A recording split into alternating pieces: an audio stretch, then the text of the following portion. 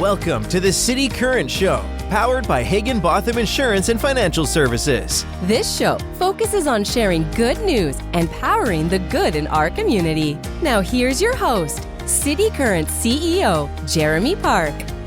Welcome back to the City Current Show, powered by Higginbotham. I'm your host, Jeremy Park. We're always honored to bring you inspiring stories of individuals and organizations making a difference and powering the good.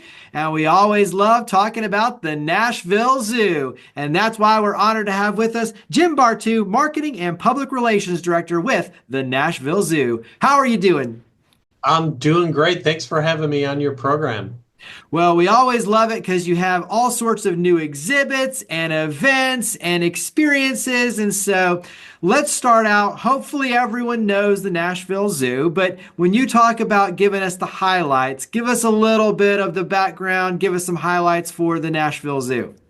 Well, if you are one of the few people in Nashville that has not been to Nashville Zoo, what you're going to find out here is a very natural habitat, right? If you've been to other zoos, particularly those that have been around for a long, long time, there's a lot of concrete and walking around and exhibits are almost museum-like.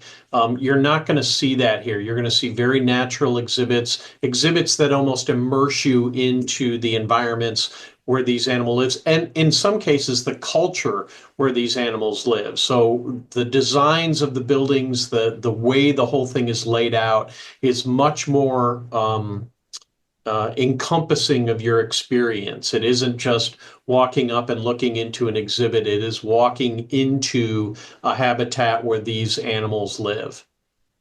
This will carry us into some different threads later on, but talk about conservation. Talk about some of the things that, you have the experiences and you have the immersion, but there also are some higher purposes when you talk about Nashville Zoo. When people go to a zoo, they expect to be entertained, right? They consider it an entertainment organization. We get that, and that's fine. But that's not really our mission. Our mission is to promote conservation and to really inspire people to learn more, to become engaged, to care about the environment. And that's kind of infused in the process as you make your way through. You learn more about these animals. You learn why it's important to keep them on the planet and protect them. And likewise, the money that you spend at the gate, the money that you spend in our gift shop, anything that you spend out here, that money or portions of that money help to go to our conservation efforts. Last year, we gave close to $800,000 in conservation work alone, and that's just the cash that we deliver. That doesn't include the amount of time and effort that we offer, the experience that we offer. We send people to other places around the world to help with environmental efforts in Africa and South America and lots of different places. So conservation work really is core to our mission, and supporting the zoo through coming to the zoo, becoming a member, making a donation, all of that goes to help that conservation work. And then touch on the breadth of the team, because when you talk about the team, it's a wide variety, but so much of it focuses on the care for the animals. And so talk about the diversity of the team and the skill sets and kind of how that plays a role in conservation, but ultimately caring for the animals. Sure, yeah. I would say it well over half, probably closer to 60 to 70% of the people that work here at the zoo are involved in animal care in some form or fashion in that way. And a lot of those people have master's degrees in animal care, biology, animal sciences, animal sociology and psychology that's involved with all that.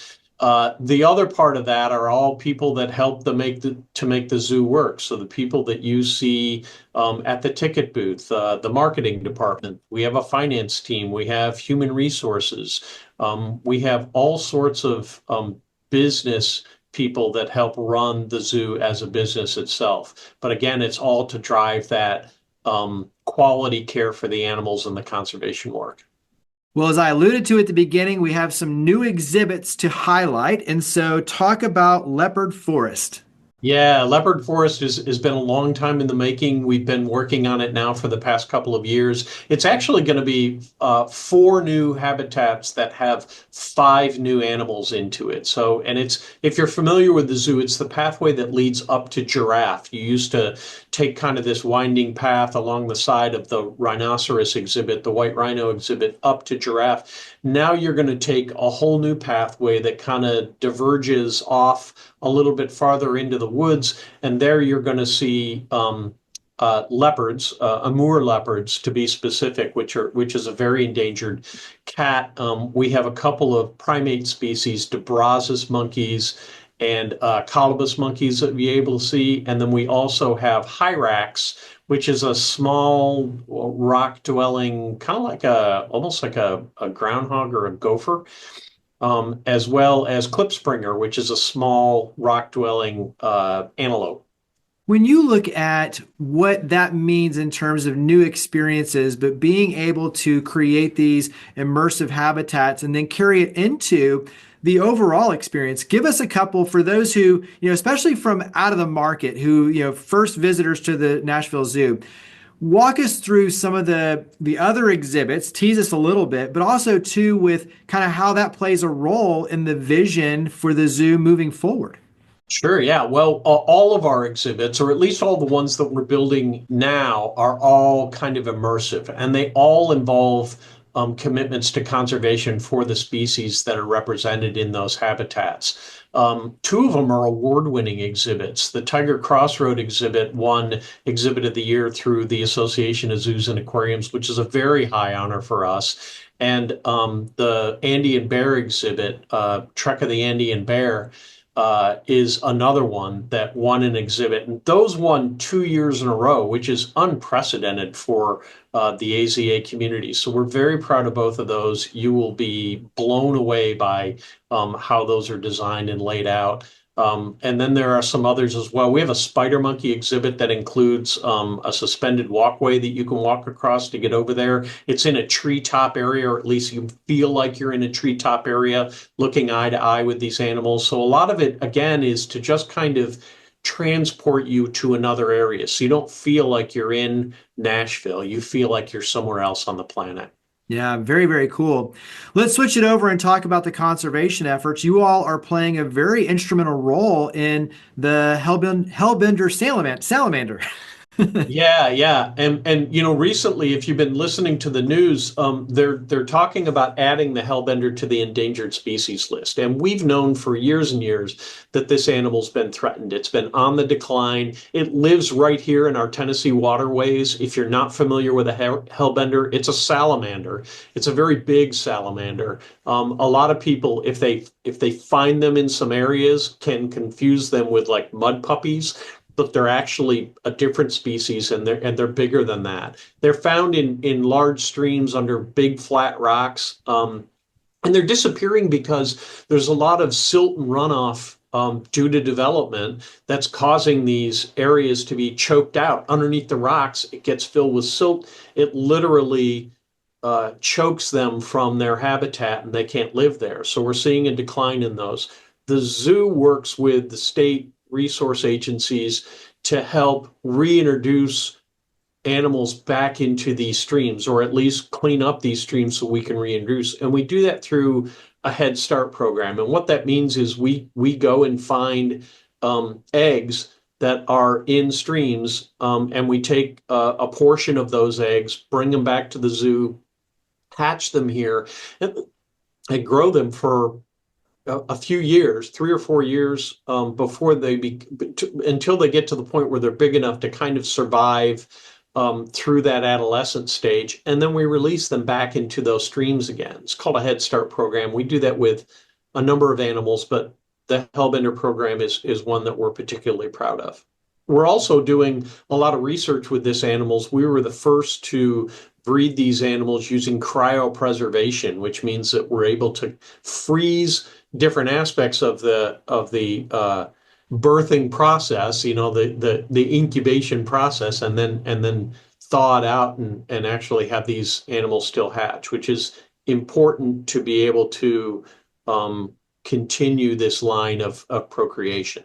Touch on why that is so important for the larger public. So when you talk about conservation efforts and the hellbender salamander, like why should the community care? And I look at it from a standpoint of, these are God's creations, and to wipe out a whole species, like that's on us. We need to be good stewards of the environment, good stewards of the species, good stewards of the animals, as a part of this. And so I feel like there's a huge aspect around the responsibility that we have to be good stewards and to take care of these animals. So touch on, from your perspective, why this is so important. Well, I think you're exactly right. I think, if we're going to be a species that dominates the planet, and we do, we should also be a species that is a good steward of the planet. And speaking more on a scientific level, all the species that are on the planet are a giant web of life. They're all interconnected in some ways. In many ways, we don't know what that connection is. To just take a species out of the mix of that could be a huge tumble and fall for a whole line of species. And to go back to the silt in the rivers, there's a lot of microbiomes, a lot of little critters that live in that sediment in the bottom of rivers. If you choke that out with sediment that's down there, you're choking out the basis food line for the next animals that eat that, and the animals that eat that, and it goes up and up and up. If those animals can't survive, you have whole river systems that could die, right? And when animals aren't in river systems, the entire system can change. So we don't know the breadth of the footprint that we're making on this planet. So the best thing that we can do is try to make the least amount of footprint we can. And when we see that we're making huge changes to the environment, like runoff into streams, we should be doing something to protect that. Yeah, very well said. We've talked about the new exhibit. We've talked about, all the conservation efforts, why that's so important. Let's now talk about upcoming events and ways the community can plug in and enjoy and experience Nashville Zoo. And so you have Zoo Run March 1st. Let's go ahead and dive in there. Yeah, well, it's the new year, and a lot of people have New Year's resolutions, and one of them is almost always, I'm going to get in better shape. March 1 is the, put up or shut up time. So this is a great, great way for you to say, all right, I'm doing this. And we have a 5K run. You can walk it. I walk it. My wife and I walk it together. And it goes through the zoo. It takes you into some areas behind the zoo that you don't normally get to see, some areas that are normally off exhibit or behind the scenes for that. So you kind of get to see the whole breadth of the property and how much property we have here, which is really interesting if you're into that kind of thing. And it's also a great way to be able to get out early in the year, right? When it's still not quite spring yet, but you're ready to start, kind of getting back into shape. And that's March 1st. You can go to our website and register now and sign up for it. It includes a t-shirt, which is cool. And it's always kind of a festive time. We have 2,000 people that show up to this thing. So it's always a nice kind of gathering right as winter is starting to break. In April 25th, Sips for Species. Go ahead and talk about that event. Yes, that's an evening after hours event. It's a separate ticketed event. We know that some people just don't go to the zoo. And a lot of people say, well, I have a kid, so I don't go to the zoo. And just to clarify, going to the zoo, having kids is not a requirement to come to the zoo. You can certainly come to the zoo anytime you want. But if you need a different reason besides coming to look at animals and learn about our conservation work, we have some evening events. There's alcohol involved with it, particularly with Sips for Species. You can try a lot of different cocktails as you walk around in the evenings. We have some of the animals out on the pathways for you to get up close and kind of get a close encounter with. These are all ambassador animals. These are animals that we normally take out to schools and TV shows and stuff like that. So you'll get to meet some of those animals. We have entertainment that's out that evening as well. And all of the money raised for that goes back to our conservation work. So it's a great way to be able to support the zoo's conservation efforts and enjoy yourself with a little social gathering as well. Absolutely. You don't have to give the specific dates, but touch on, when you talk about a typical calendar, some of the other events that people need to go ahead and be thinking about. Yeah, so Sips for Species is at the end of April. It's the 25th, I believe. We have another one called Brew at the Zoo, very similar, but it's very beer focused. That one's in the middle of June. I believe it's the 13th of June that we have. We have another one just like that called Booze at the Zoo. It takes place just before our Halloween event, which is Boo at the Zoo. And the only difference between Boo at the Zoo and Booze at the Zoo is one of them is an adult event that involves alcohol and the other one isn't, right? The Boo at the Zoo event is immensely popular. So those are some of the highlights. We have Extravaganza, which is typically one of our highest attendance days. This is an Easter egg hunt that takes place the day before Easter, so it's always on the Saturday before Easter that takes place. Very wholesome family event that draws quite a few people out to something like that. So those are some of the highlights that we have. I'd also like to mention our biggest fundraiser of the year, Sunset Safari, which takes place in September. That is kind of a food-focused event. So you buy a ticket and it allows you to experience 40 or so restaurants that bring out samples of food. And I got to tell you, some of this stuff is just the best stuff I've ever had before, and has actually caused me to go and dine at those restaurants because I want to learn more about what they're serving. So this is a great way to be able to sample Nashville's finest restaurants and support the zoo at the same time. Well, it just goes to show there's always something good going on at Nashville Zoo. So That's right. wrap up with website, social media. Where do we go to learn more and look at memberships and all opportunities to engage with the Nashville Zoo? All the information can be found at nashvillezoo.org. You can find everything you need there. We also have Facebook links and Instagram and some other elements that you might be able to engage in. All of it is under Nashville Zoo, so you can search Nashville Zoo under any of those platforms and easily find us. Look for our logo. That's the one that you're going to pick up on. Typically, you'll be able to find us pretty easily if you just go and search those. Yeah, just look for the logo. Well, Jim, thank you for all you and your amazing team do to power the good. Thank you for coming on the show. Thank you. Thanks for having me. Higginbotham Insurance and Financial Services is proud to power the City Current Show. We're a people-first company that protects what matters most, the families, businesses, and trailblazers that keep our community going. As one of the nation's top independent insurance firms, Higginbotham is a single-source solution for business insurance, employee benefits, HR services, and personal insurance that's customized for you. We're here to serve you, the people you care about, and your community. Call 866-377-1959 or visit higginbotham.com.